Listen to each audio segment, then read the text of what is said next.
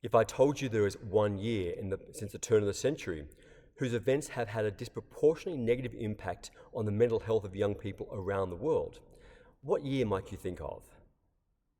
Chances are you might think of 2020 or 2021 with the COVID lockdowns, which have absolutely had a negative impact on so many of us in terms of social isolation, whose effects still do linger today. But social psychologist Jonathan Haidt, in his 2024 book, The Anxious Generation, says that 2010 is the year to look at, because two important things happened in 2010. The first was the release of the iPhone 4, and that might not seem like a big deal because there's a new iPhone every year, but the iPhone 4 was the first to have a front-facing camera, and that front-facing camera suddenly made it much easier for us to all take photos of ourselves, selfies, all the time. Indeed, I'm using a front-facing camera to record this video right now. But the other thing that happened in 2010 was the release of Instagram, which gave us a place then to post all those photos we were taking of ourselves. And while Instagram held a wonderful promise of being a place to share photos and share stories with people we know and love, indeed it still has that good purpose, but it also became the place where young people would go and spend hours a day scrolling through photos of other people and comparing themselves to the others they saw on screen. And while for maybe a few young people they'd look at the others and then compare themselves and say, wow, I'm so much prettier, nicer, and having more fun than they are, almost always the impact was the opposite. The people would take 100 photos and then post the best one, the one where their skin is the clearest, their hair is the shiniest, the angle is the best. And they'd post that one photo of themselves looking at their best. While inevitably we would spend time scrolling through those photos on our worst days, when we are tired, sad, lonely, is when we are more often drawn to spend hours doom scrolling through photos and absorbing that image that everybody else is prettier than me, better than me, having more fun than me. And the effect on young people's mental health, especially of young women's mental health, has been marked. And while it's not directly provable, it is certainly a really strong correlation that Dr. Jonathan Haidt shows the rapid increase in the effects of ill mental health in young women in particular, rising sharply since the year 2010 and the early 2010s.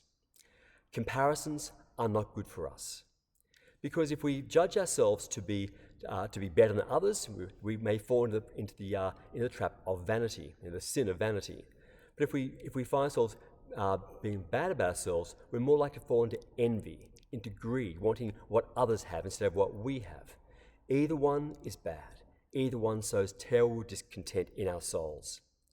And this is what Jesus shows us in the gospel we read today as well, when Jesus gives us the parable of the Pharisee and the tax collector. Now the Pharisee goes up to the front of the synagogue and boasts to God about how good he is, and particularly that he's so much better than the tax collector in the back of the synagogue. He boasts that he fasts and tithes and does all these good things, says, thank you, God, that I'm so much better than every other man. Thank you that I'm better than that tax collector over there. And we see, and Jesus, of course, calls out and challenges that terrible attitude which the Pharisee has, which, of course, is the sin and the vice of pride. So while young people might fall into the vice of vanity, think about their appearance, what Jesus is showing and highlighting is actually something even more corrosive, which is pride, which is interior. We might often use the terms vanity and pride interchangeably, but it was actually the author Jane Austen, author of the book Pride and Prejudice, makes the distinction that vanity is about exterior things and pride is about interior things. And in Jesus highlighting that for us shows that this is actually far, far worse, far more corrosive on our souls. Pride is a vice that Jesus challenges again and again. Comparisons do us no good. But there's another character in the story, isn't there? There's the tax collector, sometimes called the publican, who stands at the back of the synagogue. And we might think, well, hang on, didn't he compare himself to what's going on there? But if you notice, the tax collector actually doesn't compare himself. He pays no attention to the Pharisee standing at the front of the synagogue. He simply lowers his eyes and turns to God and says, Lord, have mercy on me, a sinner. The tax collector, Jesus says, is the man who goes at home right with God, while the Pharisee does not. Because the tax collector does not compare himself to anybody else. The only person he worries about himself in relation to is God. And in relationship with God, of course, we will all know that we are sinners. And that might seem like, another terrible thing for our self-esteem, but in fact it's actually a really accurate measure of who we are. To say that we are good because we are made in the image of loving God, but we are not perfect. We all do things wrong. We are all sinners. It means we can say honestly, I am a sinner.